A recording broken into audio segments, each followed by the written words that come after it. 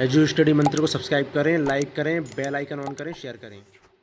हिंद दोस्तों, edu study मंत्र में आपका एक बार फिर से स्वागत है। और आज हम लेकर आए हैं एक ऐसा टॉपिक जो करंट में बहुत बड़ा मुद्दा बना हुआ है कि चाइनीज़ ऐपों को भारत सरकार ने पूरी तरीके से बैन कर दिया है। ठीक है, 59 चाइनीज़ ऐपों को भारत सरकार ने बैन कर दिया है, जिसकी लिस्ट आप देख रहे हैं स्क्रीन पर ये आपको लिस्ट दिख रही होगी। 59 ऐपों को चाइनीज़ जो थे उनको बैन कर दिया है भारत सरकार ने। अब ये सवाल बनता है कि किस कानून के तहत भारत सरकार ने चीनी ऐप्स को बैन किया है। तो किस कानून के तहत किया है? तो सूचना प्रौद्योगिकी मंत्रालय ने सूचना प्रौद्योगिकी अधिनियम IT एक्ट 2000 की धारा 69A के तहत 59 चीनी मोबाइल ऐप पर पाबंदी लगा दी है। तो जो 69A जो है सेक्शन, उसमें क्या कहा गया है ज़रा ये जान लेते हैं कि किसी भी कंप्यूटर संसाधन से किसी भी जानकारी के सार्वजनिक उपयोग पर रोक लगाने का अधिकार, यानी कि सरकार को रोक लगाने का अधिकार है सूचना प्रौद्योगिकी अधिनियम 2000 की धारा 69A के तहत। ठीक है, 69A के तहत। तो भारत की संप्रभुता और अखंडता, भारत की रक्षा, राज्य की सुरक्षा और सार्वजनिक व्यवस्था के लिए खतरा अगर दिखाई पड़ता है तो भारत सरकार सूचना प्रौद्योगिकी अधिनियम 2000 यानी कि IT एक्ट की धारा 69A के तहत प्रतिबंध लगा सकता है। ये अधिकार भारत सरकार को है। तो उसी के तहत ये 59 चाइनीज़ ऐपों को बैन कर दिया गया है भारत में।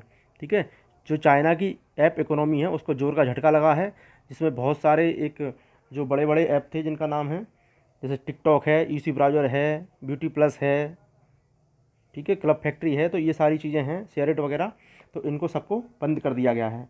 तो इन पर आरोप क्या था चीनी ऐप्स पर कि भारतीयों का ये डेटा चुरा रहे हैं और चीनी सर्वर पर भेज रहे हैं। ठीक है, जिससे 130 करोड़ भारतीयों के डेटा पर खतरा मंडरा रहा था। तो इसको देखते हुए भारत सरकार ने इसे बैन करने का फैसला लिया, इन सभी ऐपों को। तो रिमूव कर दिया है, उसने प्ले स्टोर ने भी रिमूव करने की बात कही है।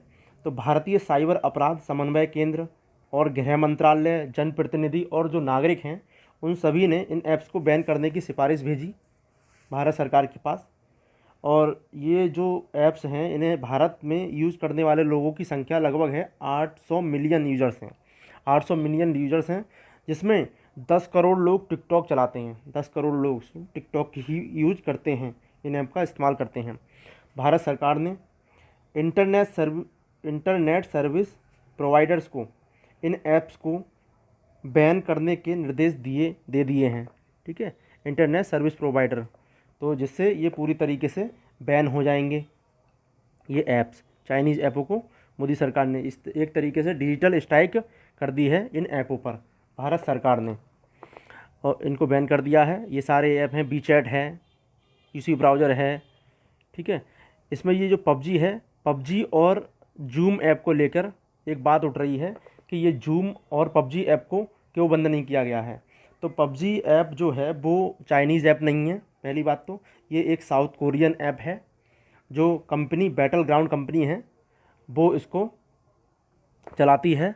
ठीक है, साउथ कोरियन है ये PUBG। और दूसरा है जूम, जो मीटिंग ऐप है। तो मीटिंग ऐप जूम है, तो वो अमेरिकन ऐप है, जिसका हेडक्वार्टर है कैलिफोर्निया के सैन जोस में कैलिफोर्निया के जो जूम है। तो जूम और जो PUBG है इन्हें बैन नहीं किया गया है।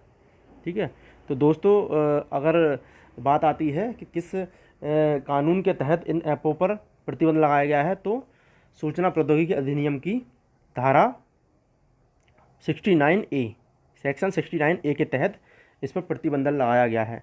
तो उम्मीद है मुझे कि आपको ये सारी चीज़ें समझ में आई होंगी और अच्छा लगा होगा। धन्यवाद।